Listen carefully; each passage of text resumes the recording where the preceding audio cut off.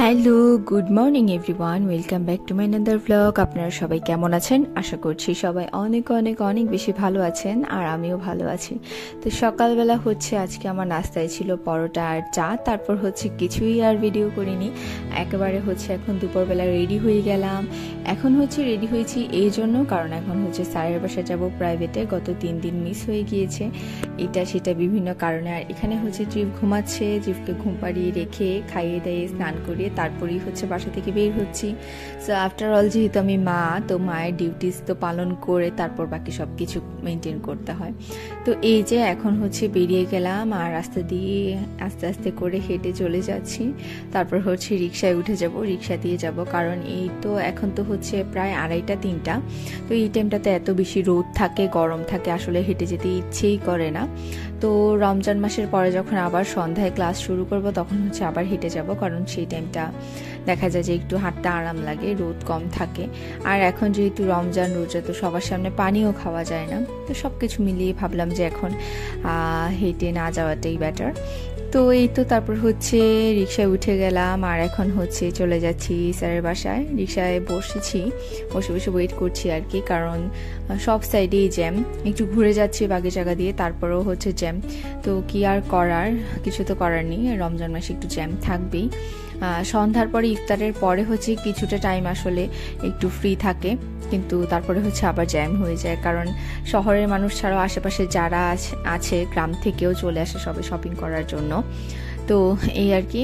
আর এই তো রিক্সায় বসে বসে ভিডিও করছি, দেখেন কত সুন্দর লাগছে দেখতে। এখন তো রাস্তাটাও অনেকটা ফাঁকা আছে, সেই জন্য দেখতে আরও বেশি ভালো লাগছে। এই তো তারপর চলে এলাম স্যারের বাসায়, আর এখানে হচ্ছে ম্যাথ দেখছি, একটু ছোট্ট করে ভিডিও করে নিলাম।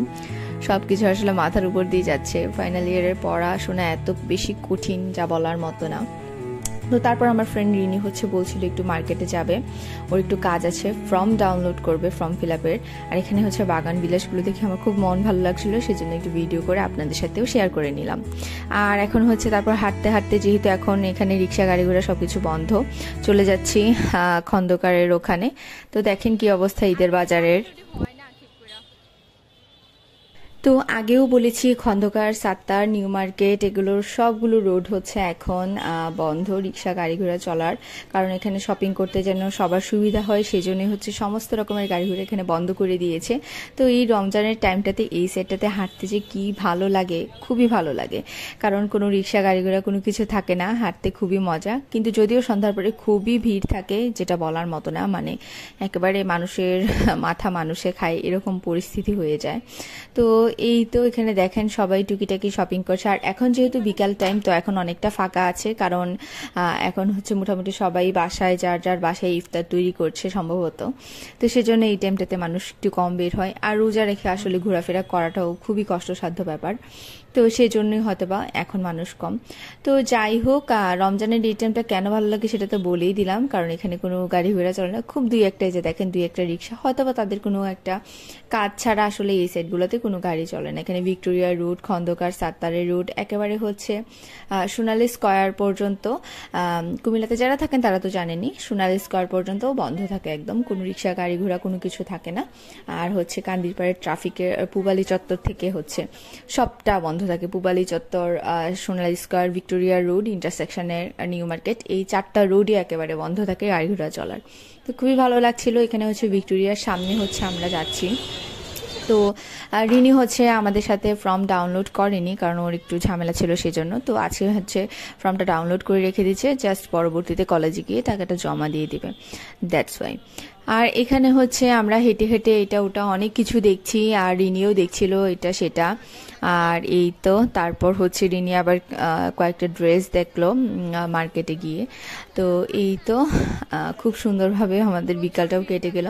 প্রাইভেট পড়েটরি হচ্ছে আমরা সরাসরি এখানে চলে এসেছিলাম, আর খুব ভালো লাগছিল, আমার তো খুবই ভালো লাগে।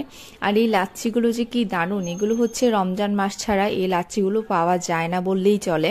এই লাচ্ছিগুলো একদম শুধুমাত্র রমজানের মাসেই পাওয়া যায়। তো আমি তো যতবারই খেয়ে নিই, কারণ পরবর্তীতে আর এগুলো পাওয়া যায় না, দেখা যায় না রমজান মাস ছাড়া, সেজন্য। আর এই তো তারপর হচ্ছে শপিং সেরে রিনি হচ্ছে নিজের বাসায় নেমে গেল, আর আমাকে হচ্ছে রিক্সা দিয়ে বাকি রাস্তাটা ছেড়ে দিল। এটা হচ্ছে আদালত রোডের এখানে। সো দেখেন এই রোডটাও কতটা ফাঁকা, খুব ভালো লাগছিল দেখতে, আর সূর্যটাও একেবারে লাল ছিল, খুব সুন্দর ছিল। এটা বেসিক্যালি এটা হচ্ছে এটাকে গুধুলি বলে, সন্ধ্যার আগের মুহূর্তটাকে। তো এই গুধুলিটা আসলে খুবই ভালো লাগে আমার। আমাদের বাসার কালারও আমরা যখন চুজ করেছিলাম গুধুলি কালার চুজ করেছিলাম। এখন মোটামুটি সব বাসাতেই হোয়াইট বা অফ হোয়াইট কালার ইউজ করে। তো আমরা যখন হচ্ছে আমাদের বিল্ডিং তৈরি হয়েছিল তখনও গুধুলি দিয়েছিল, তো এখনও হচ্ছে আমরা গুধুলি দিয়েছি, কারণ গুধুলি কালারটা আমাদের সবারই খুব প্রিয়। আর এখানে হচ্ছে ছাদের মিষ্টি কুমড়া গাছ, মিষ্টি কুমড়াগুলো প্রপারলি হয়নি বলে মা হচ্ছে আর গাছগুলো বড়ই হয়ে যাচ্ছে আর বুড়ো হয়ে যাচ্ছে, এগুলো পরবর্তীতে আর খাওয়া যাবে না, সেই জন্য হচ্ছে সবগুলো গাছ পেড়ে নিয়ে চলে এসেছে। আর এখানে হচ্ছে পাপা বাজার থেকে আর কি এটা কি শাক যেন বলে, এই শাকটাও কিনে নিয়ে এসেছে, এগুলো সব কালকে রান্না বান্না হবে।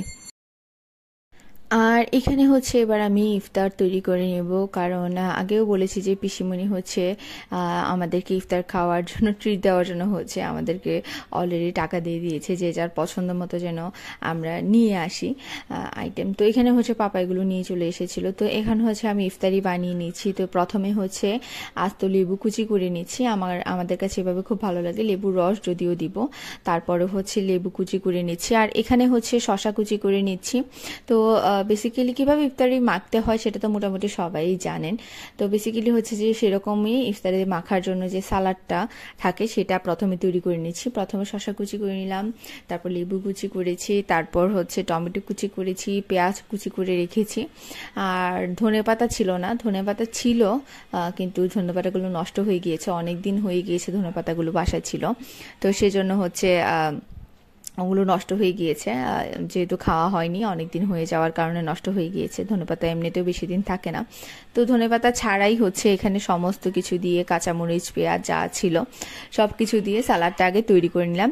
তারপর হচ্ছে এখানে বুট ভাজা দিয়ে দিয়েছি, তারপর একে একে বেগুনি, তারপর চিকেন চপ, ডিম চপ, তারপর পেঁয়াজু, তারপর হচ্ছে ভেজিটেবল পাকোড়া, যা যা ছিল সব কিছু দিয়েছি। জাস্ট কয়েকটা কয়েকটা করে দেওয়ার পরেও অনেকগুলো হয়ে গিয়েছিল। তো সবাই বলছিল এতগুলো মেখেছি কেন, কিন্তু এতগুলো মাখিনি, প্রত্যেকটা আইটেম থেকে দুইটা দুইটা করে দিয়েও এতগুলো আইটেম হয়ে গিয়েছিল।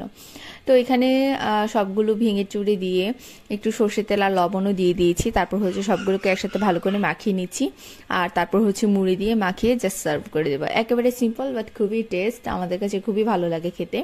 ও আচ্ছা, এখানে মিহিদানাও দিয়েছি।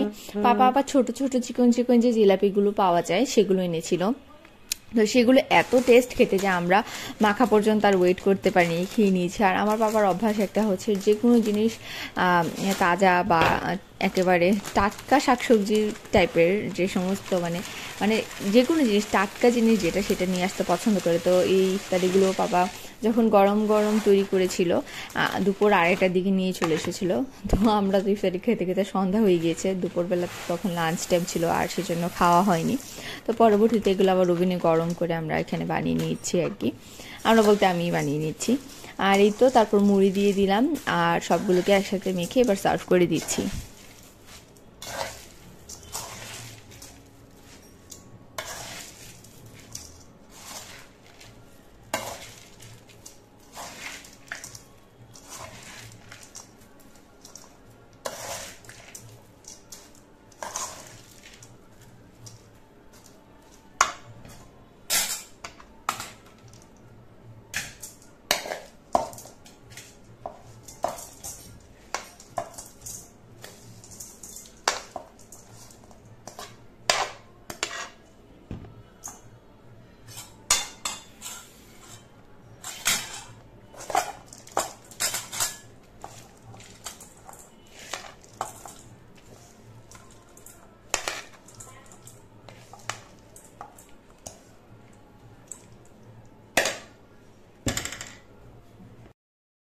তো এই তো তারপর হচ্ছে এখানে চা খেয়ে নিচ্ছি আমি।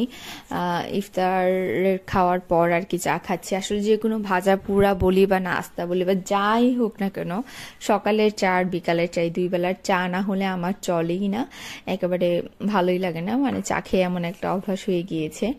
তো আসলে এত বেশি চা খাওয়া উচিত না। আগে তো এরকম কফির অভ্যাস ছিল, তো যাই হোক এখন কফির অভ্যাসটা ছাড়তে পেরেছি। কারণ আমি যখন আগে রেগুলার কফি খেতাম তখন বুঝতাম যে মানে অনেক বেশি স্ট্রেস ফিল হতো আমার, মানে ডিহাইড্রেট ফিল হতো সব কিছু মিলিয়ে আর কি। তো তারপর হচ্ছে আবার মাথা ব্যথাও হতো, যেহেতু আমার চোখেও প্রবলেম আছে। তো ডক্টরের সাজেশন এবং সব কিছু মিলিয়ে হচ্ছে পরবর্তীতে আস্তে আস্তে কফির অভ্যাসটা ত্যাগ করেছি। যদিও মানে ত্যাগ করলেও ওইটার প্রতি ফ্রিকিং এখনও যায়নি। বের হলেই মাঝে মাঝে কফি খাই বাইরে, এই আর কি। তবে বাসায় হচ্ছে লাগাতার খাওয়া হয় না। তো এই তো তারপর চাটা খেয়ে নিয়েছি। আর তার কিছুক্ষণ পর পিসুমণি আবার বলছিল যে এতগুলো ইফতার মানে খেয়ে হজম করার মতো না, পাপা আর আমি আর পিসুমণি তো মাখা হিসেবে খাই। তো পাপাও বলছিল এতগুলো কেন দিয়েছি। দুইজনই বলছিল আমাদের এখন বয়স হয়ে গিয়েছে, এতগুলো খেয়ে হচ্ছে হজম করতে পারি না। আসলেই সত্যি তাই, কারণ দেখা যায় যে এত বেশি খেলে ওভারলোড হয়ে যায়। তো আমিও ওভারলোড হয়ে গিয়েছিলাম। পরবর্তীতে হচ্ছে একটা গ্যাস্ট্রিকের যে ট্যাবলেটগুলো থাকে সেটা একটা খেয়ে নিয়েছিলাম আর কি। তো যাই হোক, তারপর হচ্ছে এখানে পাপা কিছু বিস্কিটস এনেছিল, সেগুলোকে হচ্ছে বিস্কিটের ডিব্বাতে হচ্ছে ঢুকিয়ে রেখে দিচ্ছি একেবারে। আর তারপর হচ্ছে প্রথমে তারা বলছিল চা খাবে না, পরবর্তীতে হচ্ছে আবার বলছিল চা খাবে। তো পরে মার জন্য আর পিসুমনের জন্য আবার চা বানিয়ে নিয়েছি দুইটা বিস্কিট দিয়ে, কারণ একেবারে খালি চা খেলেও আবার গ্যাস হয়ে যায়, তো সেজন্য আর কি। তো এই তো তারপর চা বানিয়ে নিলাম। তো আমি হচ্ছে এখানে সব কিছু দুধ আর চিনি কাপের মধ্যে দিয়ে আমি আবার যে কয়েকটা বাসন কাসন ছিল সবগুলো হচ্ছে ধুয়ে নিয়েছিলাম আর কি, চা চুলায় বসিয়ে দিয়ে। তো মানে চা ফুটতে ফুটতে সেই ফাঁকে হচ্ছে বাসন কাসন ধুয়ে নেওয়া। তো যারা হচ্ছে রেগুলার কাজ করে তারা নিশ্চয়ই জানেন যে এরকম ফাঁকে ফুক করে সমস্ত কাজ শেষ করে নেওয়াটাই হচ্ছে বেটার। অনেকে হচ্ছে আস্তে ধীরে কাজ করে বা কাজ করতে পছন্দ করে, বাট আমার এরকম না যে আমি সারাদিনই কাজ করবো, নট লাইক দ্যাট। আমি সব কাজ করব, তবে সেটা একটা সীমাবদ্ধ টাইমের মধ্যে। তো এরকমই আর কি, মানে একটার ফাঁকে আরেকটা এভাবে করে কাজ করতেই থাকি আমি। তো এই তো চা বসিয়ে দিয়ে এখানে বাসনগুলো ধুয়ে নিচ্ছি, আর ওখান দিয়ে চা হচ্ছে ফুটে যাচ্ছে। তো বাসন কাসন ধুয়ে হচ্ছে তারপর চা বানিয়ে তাদেরকে দিয়ে দিলাম।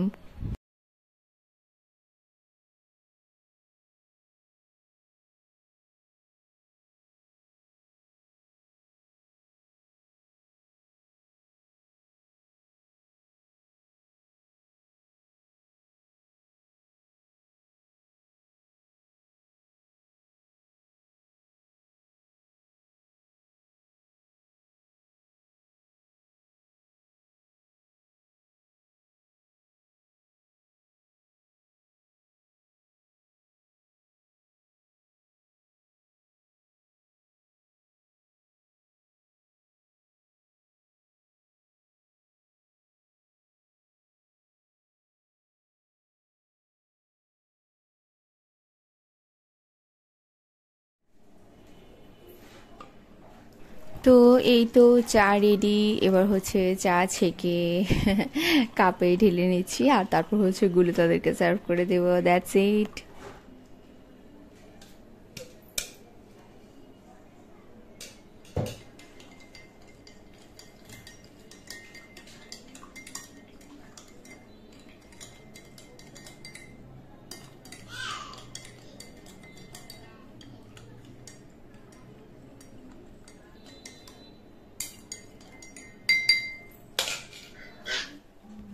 তো এখানে আবার হচ্ছে ধনে পাতা ছিল, ধনে পাতা এনেছে আবার নতুন করে, যেগুলো পচে গিয়েছে সেটা তো বলেছি। তো পরে হচ্ছে যে ধনে পাতাগুলো নতুন এনেছে সেগুলো হচ্ছে রেখে দিচ্ছি।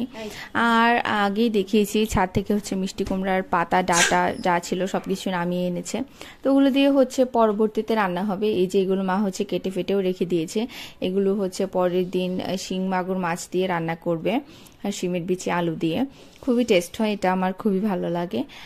আগে তো ছোটবেলায় শিং মাগুর মাছ খেতাম না, এগুলোকে সাপ জাতীয় মাছ বলতাম। বাট এখন হচ্ছে সবই খাই, মানে বয়সের সাথে সাথে আসলে মানুষের এরকম চেঞ্জেস চলেই আসে। আর এখানে হচ্ছে আমি ডাল ভিজিয়ে রেখেছিলাম, মসুরের ডাল, কারণ কয়েকটা পাতা দিয়ে হচ্ছে বড়া করব। কারণ এই খাবারটা আমার খুবই পছন্দ, যে কোনো ধরনের বড়া ভর্তা আমার খুবই পছন্দ হয়। তো যেহেতু গাছের পাতা, তো যতটুকু ভাবে যেভাবে খাওয়া সম্ভব সেভাবে খাচ্ছি। আর কিছু পাতা আবার রেখে দিয়েছে মা, ওগুলোকে ভর্তা করবে। আর কিছু পাতা দিয়ে হচ্ছে ডাল রান্না করব। অনেক পাতাই হয়েছে, তবে মা সবগুলো পাতা রাখেনি, কারণ কিছু পাতা তো নষ্ট হয়ে গিয়েছে, আবার একটু বয়স হয়ে গিয়েছে, তো সেই জন্য। আর এখানে হচ্ছে আমি ব্লেন্ডারের জারে মসুর ডালগুলো নিয়ে নিয়েছি, কারণ যেহেতু বড়া করব, মসুর ডালটা হচ্ছে বেটে নেওয়া যায় আর কি, বেটেই করা হয়। আগের দিনে তো বেটেই করতো, কিন্তু আমরা তো এখন অত্যাধুনিক মানুষ, সব কিছুতে প্রযুক্তি ব্যবহার করি। তো এখানে হচ্ছে সেরকমই নিয়ে নিলাম ব্লেন্ডারের জারে, তারপর দিয়ে দিলাম এখানে মসুরের ডাল, তারপর একটা পেঁয়াজের অর্ধেকটা পেঁয়াজকে আমি একটু মিডিয়াম সাইজ করে দিয়ে দিলাম। তারপর হচ্ছে একটা কাঁচামরিচ ফালি করে দিয়ে দেবো, ফালি না, জাস্ট ভেঙে দিয়ে দিলাম আর কি। তো তারপর হচ্ছে লবণ দিব, হলুদের গুঁড়া দিব, আর এই তো সবগুলোকে তারপর একসাথে ব্লেন্ডার করে নেব। আর যে কুমড়ো পাতাগুলো ছিল, সেগুলো তো, কুমড়ো পাতা তো জেনারেলি একটু শক্ত হয়, সবাই জানেন, লাউ পাতার মতো ওরকম নরম হয় না। তো কুমড়ো পাতাগুলোকে আমি হচ্ছে একটু প্রসেস করে নিব, যেহেতু শক্ত পাতা, তো একটু নরম না করলে আসলে বড়াটা খেতে সেরকম টেস্ট হয় না। আর এখানে হচ্ছে সবগুলো একসাথে দিয়ে এবার হচ্ছে ব্লেন্ডার করে নিচ্ছি আর কি। তো কুমড়ো পাতাটাতে বেসিক্যালি কীভাবে তৈরি করবেন সেটাও বলে দিচ্ছি। সামান্য একটু লবণ দিয়ে ভালো করে হচ্ছে একটু উল্টে পাল্টে মেখে মেখে নেবেন, তাহলে হবে কি যে কুমড়ো পাতাটা নরম হয়ে যাবে। তো খুব বেশি আবার মানে চটকানো যাবে না জিনিসটাকে, তাহলে একেবারে ভর্তা হয়ে যাবে। তো সেরকমভাবে হচ্ছে মেখে টেকে তারপর হচ্ছে আলতো হাতে পানি দিয়ে ধুয়ে নিতে হবে। আর তারপর হচ্ছে পাতার মধ্যে এই পিঠে উপিঠে সব জায়গায় হচ্ছে ডালের আমি যেটা ব্লেন্ডারটা করলাম, যে ভর্তাটা ডালের, সেটা হচ্ছে মাখিয়ে নিয়ে তেলের মধ্যে আস্তে আস্তে করে ভেজে নিতে হবে।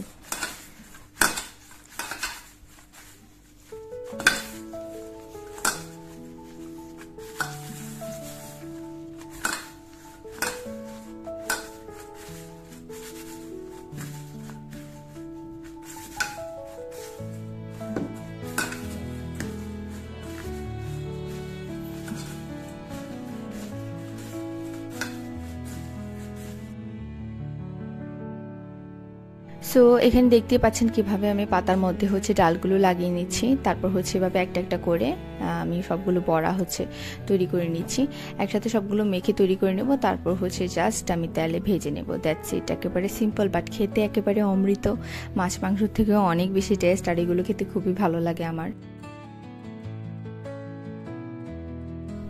তো এখানে হচ্ছে প্যানে আগে থেকে তেল দিয়ে নিয়েছি, হালকা একটু গরম হয়ে আসার পর তারপরে 2-3টা করে হচ্ছে আমি বড়া দিয়ে ভেজে তুলে নেব।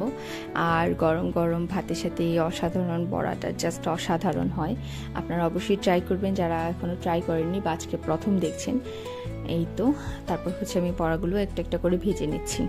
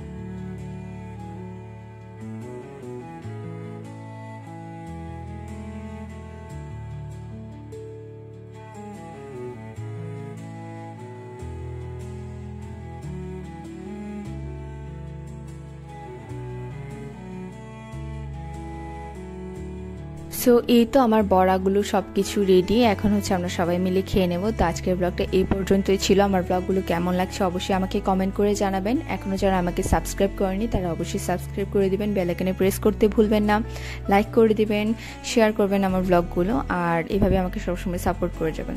তো দেখা হচ্ছে নেক্সট ব্লগে, টিল দেন টাটা।